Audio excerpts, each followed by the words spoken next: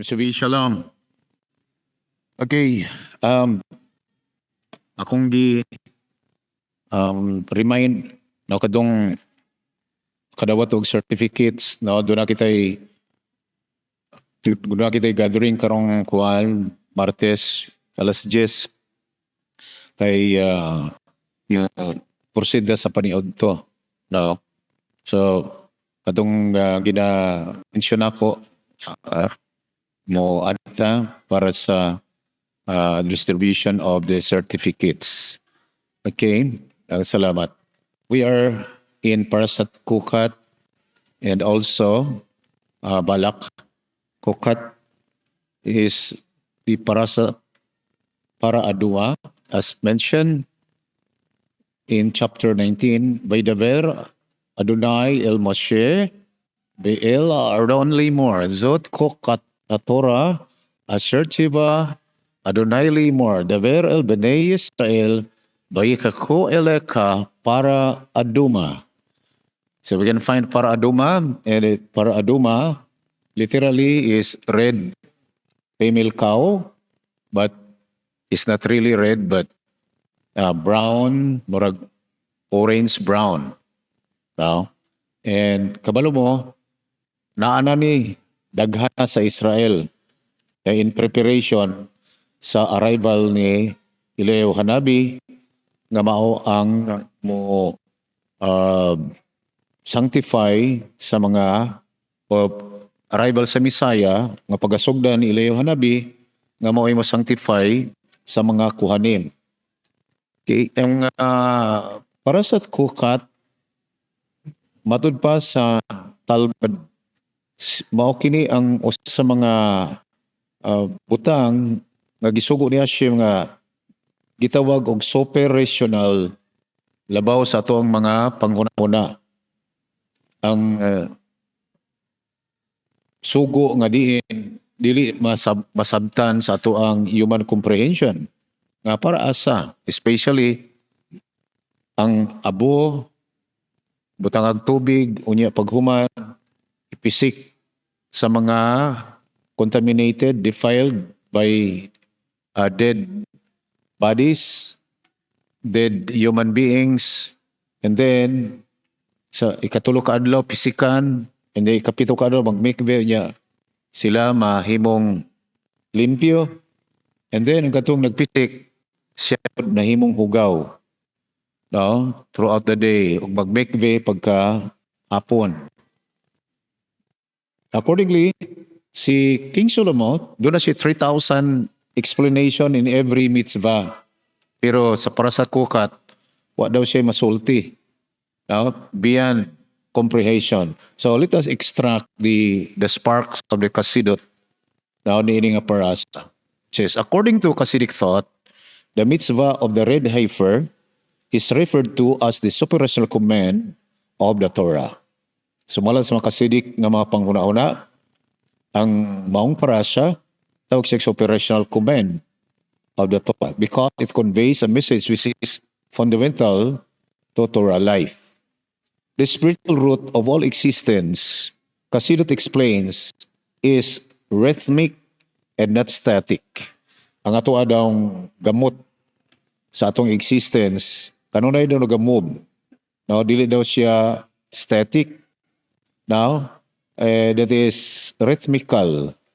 Just as man's heart must continually contract and then relax. Kung ang left ventricle maglihok, mupahulay ang right, just like that, and then ang right, mupahulay na po ang left. And likewise, his lungs must always inhale and exhale. Ang ato pong baga o suyop og hangin and then mubuga o sabog hangin. So too, the universe is spiritual life force also fluctuates in constant cycle of emanation. Ang kinatibwa universo kanunay pagawas now o mapinadayonon sa iyang constant cycle sa pagpagawas og enerhiya, and then withdrawal o usab ang paghunong. For metaphysically speaking, everything is alive, being brought into existence constantly by Hashem, and thus its inner core is pulsating energy. Tungod kay ang tanang mga butang nga gi-create niya kini mga buhi o hinungdan nga kanunay siyang nagalihok o adunay enerhiya nga nagapalihok kaniya. The Kabbalists describe this cycle as Radso Veshob. So adunay duha ka mga important verbs nga gi-describe sa mga Kabbalistic explanations. May tungod ni ini nga issue ug kana mao ang Rats and Shob. Literally, Rats is running or run, dagan, and then Shob is returning. And it is explained through the two types of elements nga diin gigamit niini nga parasya, and that is the burning of the cow, the burning of the red heifer, nga diin gigamit ang element of fire nga mao'y nagsunog, ug unya giapil ang tanan niyang mga parts, bisan ang iyang mga hugaw, gisunog apil. Pero it is done outside the Temple Mount. Kabalo kung musaka na mo dito sa hotel, daw kanang bungtod nga naa sa left side nga naay valley ana niya, dayon bungtod diri sa left niya na diri ang agianan dalan. Na makita nimo ni medyo mubo siya kay sa temple site. Mao to ang Mount of Olives. Mount of Olives dako po na siya kay nga bukid niya. Murag halos katunga ana sementeryo na siya. Ya diri naay simbahan sa mga Christians do ka buok. No, and I suspect nga it's both the Roman Catholic and the Greek Orthodox. Now naay simbahan nila diri sa babaw. Ya mao na Mount Olives. Motong dapita ang sunugan sa kay Valdiri, motong dapita ang sunugan sa Red Heifer. And then tungod kay tulo na kabungtod. Now, ang Temple Mount, now nga diin na dito ang Wailing Wall nga mo'y boundary sa Temple Mount, nga gitawag sa Mount Moriah, Har Moriah, nga diin na dito ang lapad kay nga bato nga murag naa sa ibabaw sa maong bungtod, nga diin napahaluna ang temple. Sa diyang nangatumi sa tunnel, na ay model dito nga bato nga lapad kaayo, nga kato nga bato mao ang gitawag nila og foundation sa temple, nga gitawag nila og the very foundation of the entire universe. Now na ito ba ito? That is Mount Moriah. Pero ang Mount Moriah, napay mas taas niya. Now, diri na po sa left side, kung sulod ka dito, Wailing Wall na siya, diri, nainisaka nga bungtod. Now, diri napita. O gitawag siya og Mount Zion. Nga na dito ang lubong ni King David. Gilubong dito si King David. Kanya, at bang ato, na dito ang opisina ni Rabbi Simcha. And then, diri sa ubos gamay, sa left side, na hagdan, na itatak makita nimo nga Apirom. Pagkatubitong gitawag nilag Apirom, nga gihimo daw dito ang Last Supper. Na dito. And then, na dito ang tomb ni King David sa ilalom. Unya, na-exit diri, padulong dito sa gawas. Kaya na ditong mga kahoy. Balumong mga kahoy ng yukbo. Now siguro, mga edad atong kahoy, murag mga 200 years na guro. Madagko na kayong kahoy. Now, nibaw down. Nga naman, tungod sa ang direction silang pagyukbo, mao ang tomb ni King David. Ang tomb ni King David. Now, kaninyo nga gusto mo adog Israel, kinahanglan bisita gid mo sa tomb ni King David, unya mo offer mo og tihilen. Mo basa mo og tihilen. Kay mao na siya ang connection. Kay ang Nagsulat ana si King David and then imong gibasa. In fact, ang mga Jew dito, hutdon yun na nilagbasa ng entire Tehillim kung naana sila dito. Maglingkod na sila. Pangamin yan.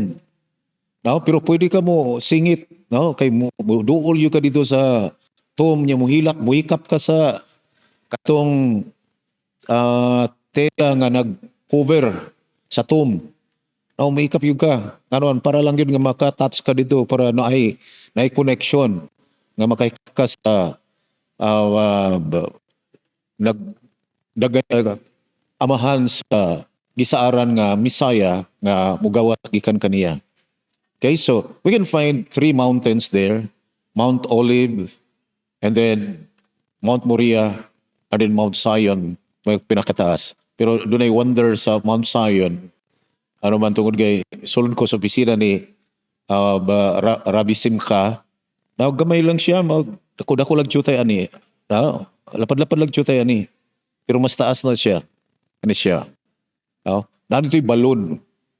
Naitimba. Kato nga balon dito maghugas pirmi, natilat yadayim si Babat Sali. Nga usa sa mga banggitang tsadek nga righteous rabbi says sa generation. Mao si Babat Sali. Balo mo Babat Sali, ang storya, maglakaw-lakaw to, kamot try makita nimo kay nagatabon pirmi. No, yang kamot makita nimo payat kayo. No, gani kay kamot kay niwang lang siya kayo. Okay, yan dito siya naghuhugas. And amazing kayo, pinakatuktok Mount Zion, pinakataas. Anyet na balon. No, kita yung balon. Ya kung matubukas tunnel dito sa ilalom sa temple site. Matingala ka nga na tunnel. Tungod kay creek na siya, unya gibutangag tulay nga dagko kayong bato. Nga sliced nga bato nga mga gikan diha tung diri kataas. Nga gihimo nilang gisher or bridge. Now, and then fill-inan ng ibabaw, nya dito tarok ang temple. And that's why doon na siya bangag sa ilalom. Yung mato kasi ilalom, ato na yung kasi pinakaubos, hindi mo makitaan, doon sapa. Oh, doon sapa, doon sila lalo. Kaya kung pagkakuyawag yun nga nasod. Pagkakuyawag yun nga sudan. Di mo makitaan nga naan ni sa laing lugar. Kini lang yun. O naka sa tuktok bungtod, o yan na ay balon. Tuwa ka sa ilalom, mo adto ka sa tunnel, mga 50 feet below, na sapa. Tingala ka. Kuya, wag yun wonderful kayo. No, wonderful kayo nga creation. Yan, mato ka sa pikas lugar. Desierto na dito. No, katong giingon na mo ang batsad. Nga murag, makaingon na lang mo murag makuyapan, may yun may, kainit. Pero tigyo yung inita. Ya kami rang duha nagbaklay. Nya, dili pag yun anad sa extreme kay nga init. Makaingon ka nga, diri nga syudad, lahid klima. Dito nga syudad, diri sa Pilipinas, pariha raman. Gawas ka ng bagyo. Pero, biyahe mi ni Mrs. Ato Migdigos. Kaingon mi nga, wag yun tayo subida, bisa gamay. Di ka katilaw nga nagsubida. Pero ito, mudagan na kag 30 seconds, subida na pod. Lugsong na pod. Liko na pod, subida na pod. Seconds lang, subida na pod. No, pagkalahi yun nga syudad. Lahi kayo nga syudad, ya puros bato. Nagmahay ko nga nung nagdala kong sapatos nga kanang panit. Ano man kay mupugong kay mo slide. Kay ang bato sinaw kayo. No, sinaw kayo nga bato. No, nga akong sapatos walay spike. No, dili siya mo pilit. Mo nang kung mo Israel, ayaw mo pag sapatos ug panit. Magpalit mo grabber shoes. Kay mauna siya ang angay kay mo baklay-baklay ka dito mo pilit ay mong rubber shoes mo mga tao dito rubber shoes silang mga sapatos. So now nganong gisgutan ako na siya because it says here the Kabbalistic describe the cycle as ratso followed by shob, which literally means running towards spirituality and subsequently returning to the lower reality. Now, returning to the lower reality. In our own lives, ratso is the desire for transcendence. So we can find now the ratso nga mao ang picture sa kalayo nga kanunay desire now sa nga magpataas now, and then we can find also the show nga kini siya mao ang pag-flow down sa lowest level. Now in the chapter 19, verse 9, it says here, a ritually pure person should gather the cow's ashes and divide them into 3 portions. Ang sinunog daw nga ara aduma, red heifer, ang iyang ash, bahinon o katulo, he should leave 1 portion in the temple for the priest working there. Ang usa, ibutang daw dito sa temple, alang sa mga priest. And another on Mount Olives. Now, that means, dito sa lugar nga diin siya gisunog, outside the camp, in a ritually pure place for priest preparing the red cow. And the 3rd portion should be placed just outside the wall of the temple courtyard. So, doon ay naa sa sulod sa temple, doon ay outside the wall, ug naapoy tuwa sa Mount Olives. So, gibahin siya. Now, gibahin, and a secure reminder for the congregation of the children of Israel nga sila masanctify through this. Remember, nga ang defilement, it is always connected with death. Kung makahikap og patay, si bisan kinsa sa mga Jewish people, makahikap og patay, o dili lang makahikap, if ever dunay mipanaw bisag loved ones o niya naara sa balay, then defiled na siya, kaya na sila sa the same roof. Mura mga Jew, pumupanaw ilang loved ones, dili dyan na nila ibutang silang balay. Diretso dyan na dito sa cemetery, o niya naa dito ay washing area. Now, preparation for burial, dili gyud ihapit og balay tungod kay sa issue sa defilement. Now, ang defilement kanunay connected sa kamatayon. Just like ang babae nga nag-menstruate, now siya defiled, nga gani dili paduulon ang Jew nga bana. O nga ang mga Jew, they are so oriented when to have intimacy with the wife and when to separate. So, ang mga minyo nga mga Jew, gitudluan kanusa sila magpalayo, kanusa pud sila magpaduol. That means, dili sila pwede nga magpaduol pirmi. Sila nga asawa, na ay danger. Ngano man, tungod kay once mag-menstruate ang babae, connected siya sa kamatayon. Tungod kay ang mga egg cells ni putok. Now, nga potential life to siya, niya ni buto, niya motong flowing of blood.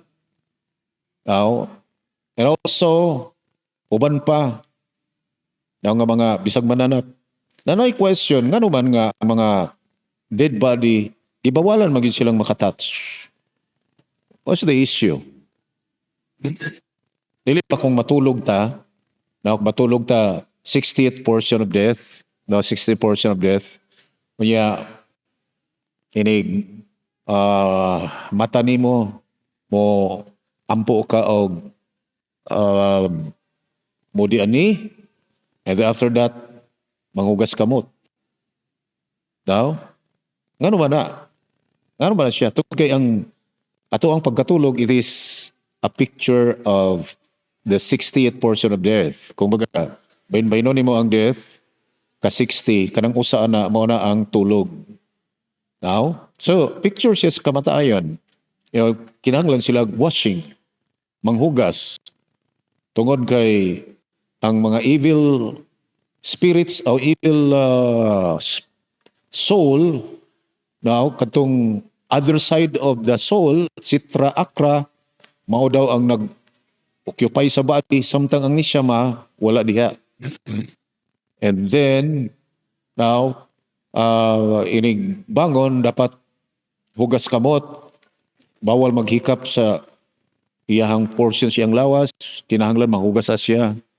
Nga naman tungod kay diri ni gawas ang evil.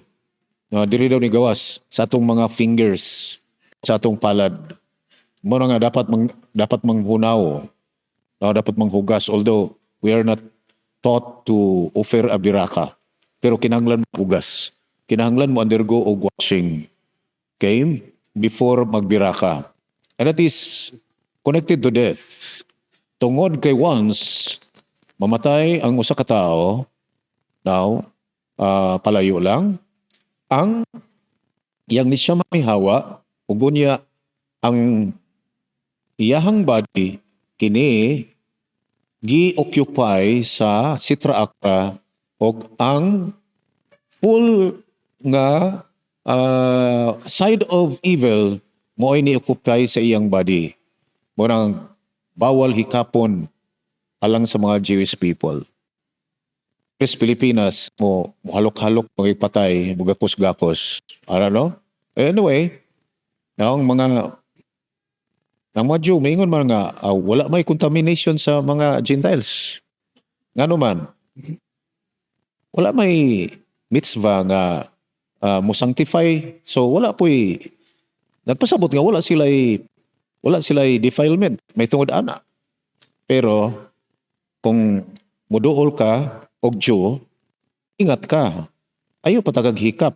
Nga naman, muli kayo yun na sila. Di ba, sa una rata ka, adungog na Christian pa tayo nga, ang mga Jew, di na mula og Gentiles, di na gusto mo dool. Ano man, tungod kay sa issue sa defilement, pila nakakaptay ang gihikap na niya. No? Kanya, gigakos niya, kanya, hikapon po nila. So, makontaminate sila. Mano nga, bisan to ami dito, dili yung kumulamano diretso nila, muhulat ko nga sila mo imuhatag silang kamot. Ano man, kasabot ko sa ilang side. Dito na basta-basta mo hikap po mga non-Jewish. Karong kayo magkita ng mga rabay, gaksupang ko. Di, gakusupang ko. Nagpasabot nga, wow, welcome ko. Now, ang unang rabay ni gakus na ako, ato ko, si Rabay Simka. Naggakus ko niya. Paggakus niya, kusog kayo ang ginhawa, taas kong baba. So, ang iyang nisyama, na-impart sa kuha. No? Ang iyang ginhawa, yan, na-impart sa kuha. Ang iyang ginhawa. Gakus ng pugo. Lipay siya, lipay pugo. Pagkita na po na mo, Rabbi Tobia, dito sa Makani Yehuda sa Syok, dito sa palengke, kay duol man to sa itahang apartment. Naraman na siya baklay-baklay dahil sa palengke, mura na siya gagwardya. Kay kabalo na ka na yung mga Christian, wali-wali dahil nagdagang tao, mura yung gwardyahan. Yung gwardyahan dito. Kasi dito, tuyok-tuyok. Yung mga tao na ko sa iya, yung mga tao duol siya, bakos na sa iya ha, kay maka-identify sa iya ha. Kabalo mo, tulo ka bisis, gihaggan ko ni Rabbi Tobia. Gikisan ko niya, tulo ka bisis. No? And then, nagkita na po ni Rabbi Moshe Peretz. Pagkita na mo, yan na po kong gigakos, gihaggan na po ko niya katulo. No? Baruch Hashem, wala sila pagkukunukon sila galingon. Dili basta-basta na sila hikap og mga Gentiles. Yan sila basta-basta mo lamano. How much more kung magakos? So it's a great thing, nagakso ka og Jew. There's a great thing.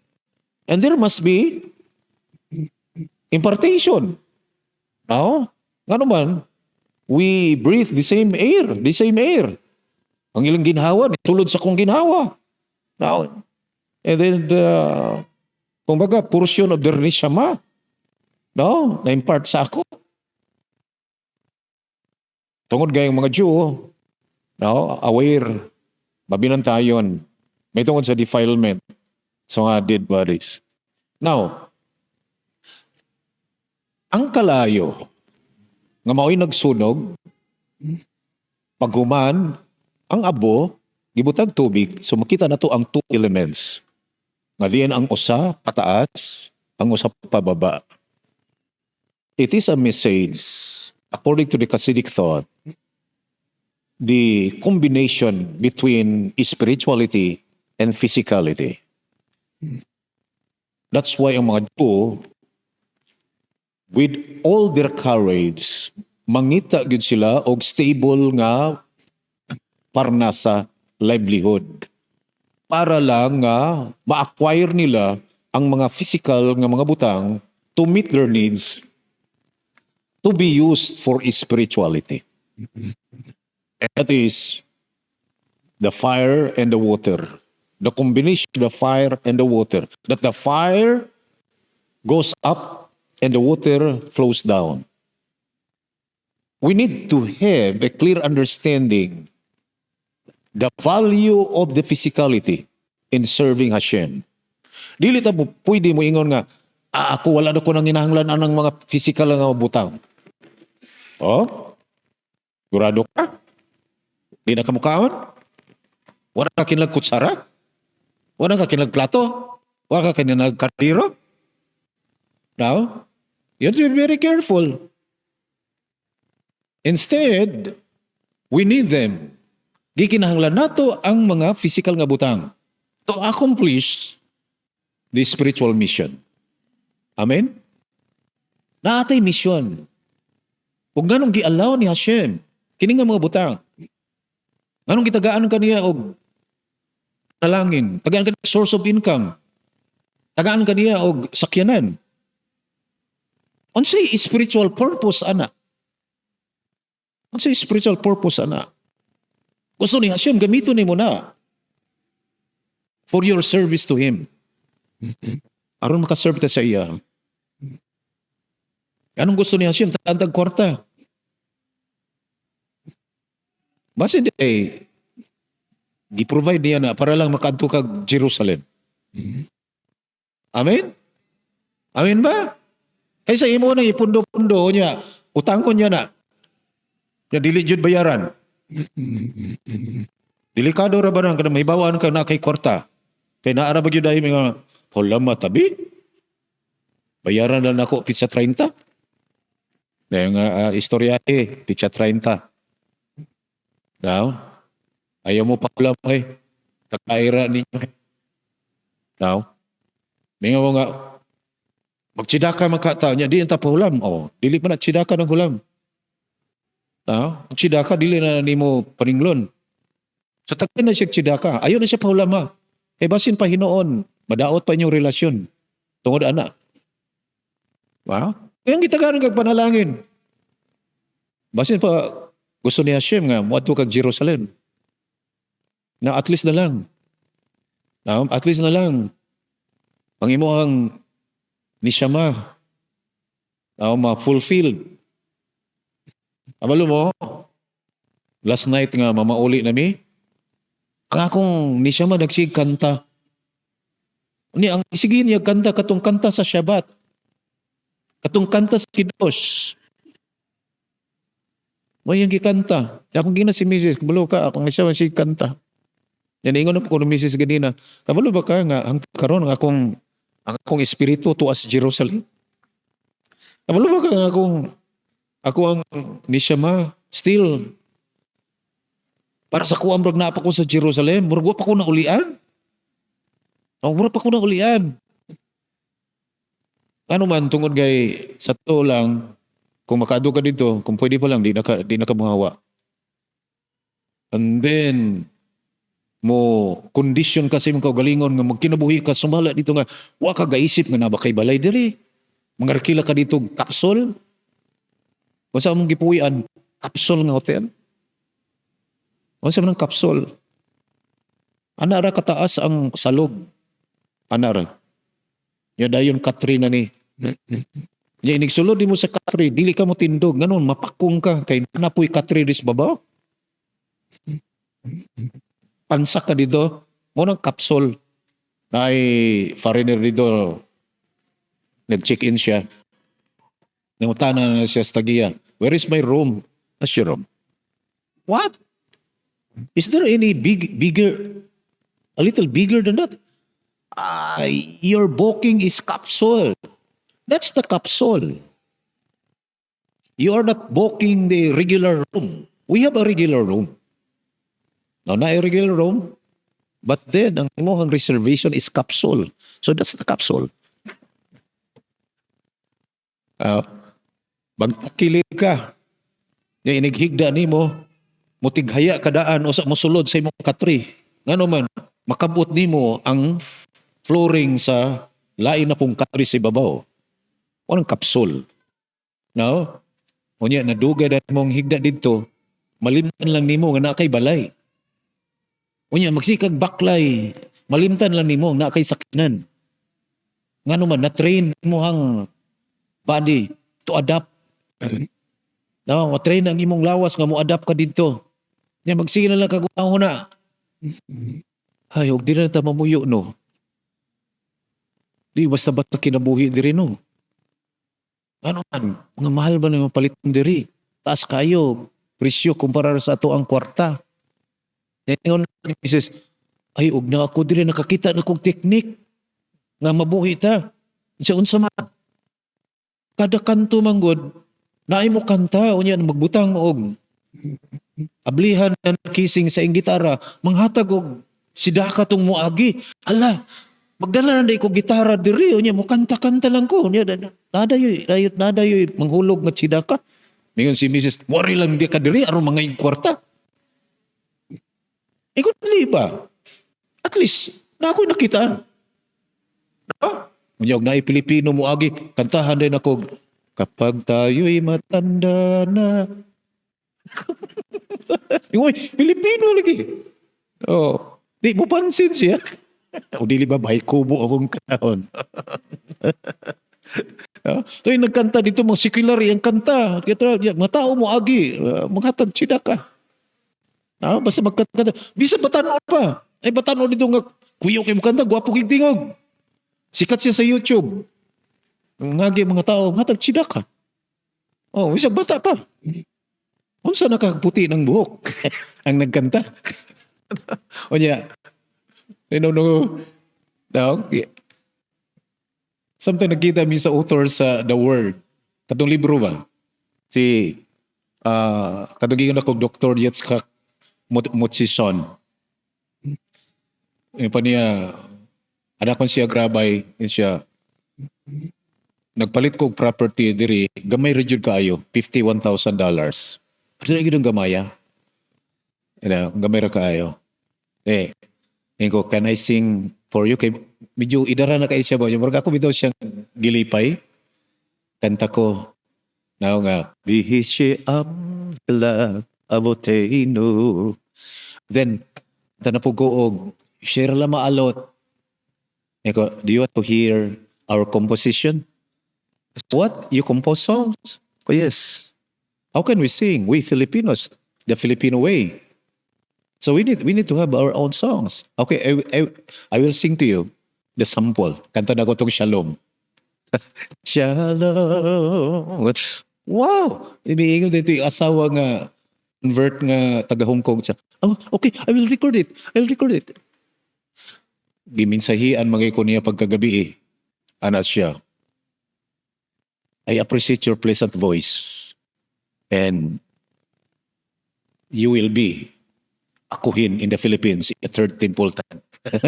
Tingnan ko na, mahimo daw kong kuhin panahon sa Third Temple era. Wabi ako kunahon na og Third Temple era. No, Third Temple era. Because you have a pleasant voice and you are akuhin. You're akuhin in your place. No, mahimo akuhin. Saon man na nga mag-convert ra ba ko, dili na ko makuhin dili. Mag-convert man ko pagka-Jewish. So dili ako makuhin sa Pilipinas. Joke lang na daw. Ano lang na, saon na raw mo kadungog ana ako nga joke pero wata kabalo. No, mabukas ang oportunidad. Kasagaran mga rabay ako giingnan nga palit converted ako. Can I still teach? Okay, so why not? Why not? Now it's the will of Hashem that the people might hear the message. So the more na hinoon ko naman, beto no? Kano saka, nila basta-basta. Nga naman, it's either here in Manila or I must go in Israel. I must live there for a year. Mupuyo ko dito sa Katuig or some other place nga naay mga Jewish synagogue. So it's not easy. Nga naman, it demands budget. But then, we understand now the purpose of all these physical things. They must be used for spiritual purpose. Amen ba?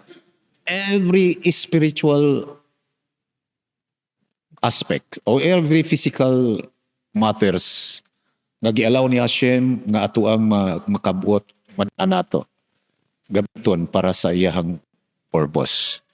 And Baruch Hashem, now nga makawalo ta maunay ato ang mission to accomplish our purpose. As I've shared to you, ako now I got envious with the Jewish people nga busy kaayo for the sake of their soul. Adto mo hotel kay almost daily mi dito makaingon jud ka wa jud laing tao nga busy kaayo inampo. Busy kayo. Nya gawas pa nga busy kaayo. Perting disintiha. Naka-Amerikana, nakabihis. Tuwa dito. Nya mailhan lang nimo na murag maway ilis mga pagalaing nasod. Sila purma kayo. Na sigig bira ka para kay Hashem. They're the type of people who give priority to their neshama, who give priority to their soul. The reason nga sila nag-exist para mag-serve kay Hashem. And Baruch Hashem, matakdan tagamay, mapiksan ta, aron nga maksabuta, nganong gihatag niya ning mga butanga para gyud ay gamito nato para sa spirituality. To the Rabba, may Hashem bless you, encourage you, inspire you more and more. Shalom, shalom.